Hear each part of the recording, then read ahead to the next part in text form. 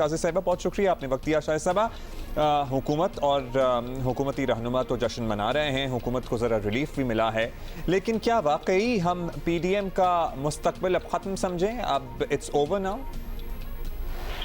बहुत शुक्रिया जी। मुझे तो नहीं पता कि हुकूमत किस बात का जश्न मना रही है। ये तो लगता है कि पीडीएम की मीटिंग के बाहर ही कहीं दरवाजे पे खड़े होते हैं, क्योंकि जब भी पीडीएम की मीटिंग होती है उसके बाद ये उसमें अपने लिए कोई खुशी तलाश कर लेते हैं, जबकि इस वक्त जो हमारा मौक़िफ़ या हमारा गोल है वो पाकिस्तान की आवाम के लिए खुशियाँ तलाश करना है इस नालायक हुकूमत को हटाकर।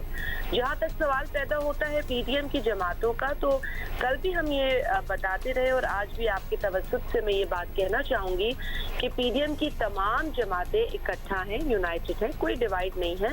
अलबत्ता मुख्तलिफ जमातें हैं, मुख्तलिफ आइडियोलॉजीज हैं, अपने अपने प्रोग्राम और मंशूर पर चल रही हैं, एक फोरम पर इकट्ठी हुई हैं एक मकसद के लिए। हमारा मकसद एक है और हम इकट्ठा बैठते हैं, मुशावरत करते हैं। कभी कोई बात किसी की सही लगती है, कभी किसी दूसरे की अच्छी लगती है, कभी इख्तलाफ होता है, कभी इत्तफाक होता है।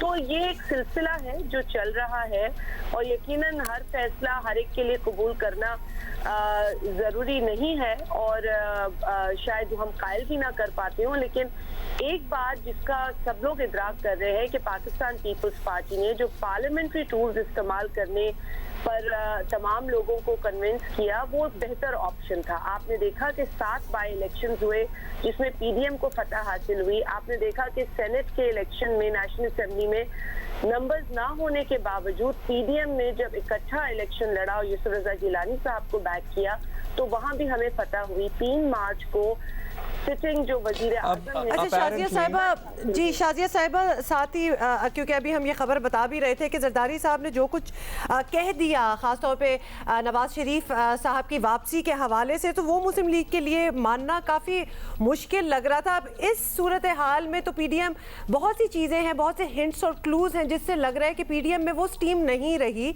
जिसका आप भी जिक्र कर रही हैं जिस तरह ये आए थे। हुमा, ये तो वक्तन फवक्तन हम सुनते रहते हैं कि पीडीएम में लड़ाई हो गई, पीडीएम में वो जोश नहीं, पीडीएम में व्हाटएवर, लेकिन ये चलता रहा है। इसी पीडीएम ने तो अपने डिसीजन का ऐलान भी किया और उस पर कायम और दायम भी रहे और उससे जिस तरह मैंने कहा बहुत सारी कामयाबियां हमने हासिल की हैं।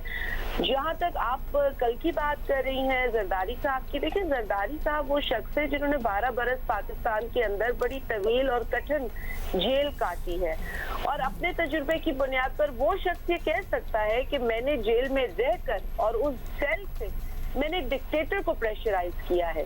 तो एक शख्स अपने तजुर्बे की बुनियाद पर बात कर सकता है, एक बेटी उस पर रिएक्ट कर सकती है। दोनों बातें अपनी जगह सही हैं।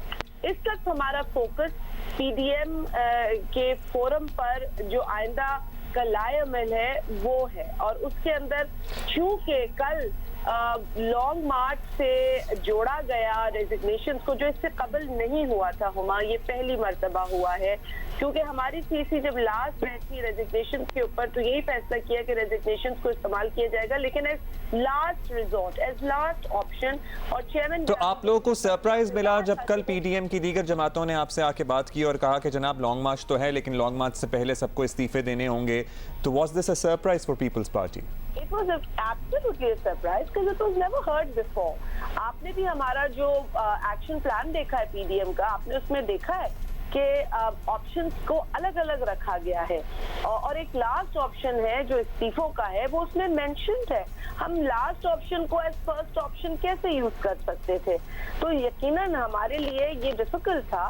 कल ये बात हमसे कही गई कि जी आप रिजाइन करें और लॉन्ग मार्च में शामिल हो, तो हमारे लिए बहुत जरूरी है कि जो प्रीवियस फैसला है उस पर जो हमारा एक लास्ट फैसला था सीईसी का, हम ये नई चीज वहां लेकर जाएं और उनसे अब उनका नया ओपिनियन उसके बाद। अच्छा शाजिया, ये बता दीजिएगा कि what's the next step forward? ये सीईसी की मीटिंग कब होनी है? अगर आगे का फैसले जो होने हैं वो कब होंगे?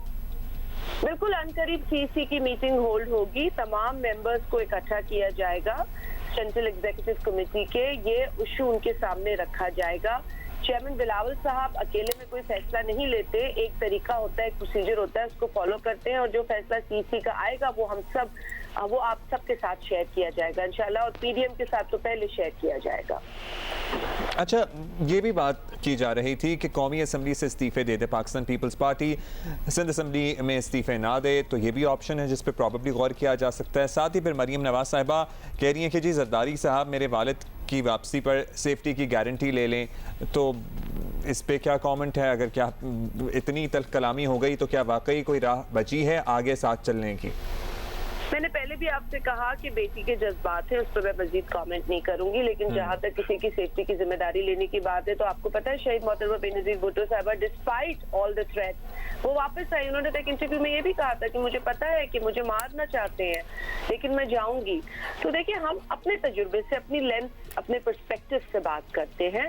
हमने जो कुछ किया है हम उसकी बिना पर बात करते हैं, किसी को तकलीफ देने के लिए बात नहीं की जाती। इस वक्त की गवर्नमेंट पे प्रेशर डालने के लिए जरदारी साहब को जो बेहतर लगा उन्होंने कहा। अगर वो किसी को नहीं एक्सेप्टेबल तो वो बिल्कुल उनकी राय है, और हर शख्स अपनी राय रखने का जो है वो हक हासिल है उसको। जहाँ तक आप कह रहे हैं इस्तीफों की बात, देखिए मैं सिर्फ एक छोटी सी बात आपसे कहूंगी, और आपको भी मैं समझती हूँ कि एज एंकर्स आपको, मैं दोनों को बहुत इंटेलिजेंट लोग समझती हूँ। आप खुद सोचें कि अगर पार्लियामेंट के अंदर जो सक्सेसेस हासिल हुई, जो कामयाबियां हासिल हुई हैं पीडीएम को, चाहे बाई इलेक्शन में हो, चाहे सेनेट इलेक्शन में हो, और 3 मार्च को मेरे का एक नो कॉन्फिडेंस आ गया इमरान खान के ऊपर, क्या इन सक्सेसेस के बाद हम पार्लियामेंट में किस तरह आगे बढ़ेंगे और मजीद नो कॉन्फिडेंस लाने की कोशिश करेंगे? ये हमारे लिए जरूरी नहीं होता। न कि हम पार्लियामेंट को ही छोड़ दें, उसी को अबैंडन कर दें और वॉक ओवर दे दे इस गवर्नमेंट को जो शादियाने कल से बजा रही है इस बात पर कि पीडीएम में कोई मसला पैदा हो गया। ऐसी कोई बात नहीं है, पीडीएम में कोई मसला नहीं है। पीडीएम फिर कायल करने की कोशिश करेगी अपनी दीगर साथियों को, जो पीपल्स पार्टी कायल करने की कोशिश करेगी पीडीएम में दीगर साथियों को। अच्छा शाजिया, एक और आपका पर्सपेक्टिव चाहेंगे। कल मौलाना फजल रहमान अभी प्रेस कॉन्फ्रेंस में भी दिखा रहे थे, बड़े नाराज नजर आ रहे थे। ऑब्वियसली ये मार्च का फैसला जरदारी साहब को मनाने का आर्ट भी आता है ना, तो बिल्कुल, नाराज करके मना भी क्या लेते हैं मनाया सब। जाएगा? वो तो प्रेस कॉन्फ्रेंस छोड़ के चले गए थे। देखिए, मैं बहुत एहतराम करती हूँ मौलाना साहब का। प्रेस कॉन्फ्रेंस में वो जो बात कहने आए थे उन्होंने वो बात कही। अब अगर वो किसी का सवाल नहीं लेना चाहते थे, वो उनकी अपनी मर्जी है, तो मैं नहीं कहूंगी कि वो प्रेस कॉन्फ्रेंस छोड़ के चले गए। मेरा ख्याल वो प्रेस कॉन्फ्रेंस में बहैसियत सरबराह पीडीएम सिर्फ वही ऐलान करने आए थे जो बहैसियत सरबराह उन्हें करना था। अगर आप हमें बता सकें, हम आपको बड़ा सीजन पॉलिटिशियन समझते हैं कि पार्लियामान के अंदर रहते हुए अब जद्दोजहद का अगला मरहला क्या होगा? पीपल्स पार्टी क्या मशवरा देगी? और वो जो एनए से इस्तीफे देने और सिंध असेंबली में इंटैक्ट रहने का मामला है, क्या उस पर भी गौर हो सकता है? देखिए, पीपल्स पार्टी तो यही कहेगी कि हमने इस हुकूमत की बुनियादें हिला दी हैं। 3 मार्च को जो बुनियाद हिली है इस हुकूमत की, वो पूरे पाकिस्तान ने देखा। 7 बाई इलेक्शन में जो मुंह की खानी पड़ी है पीटीआई गवर्नमेंट को, वो हम सब जानते हैं।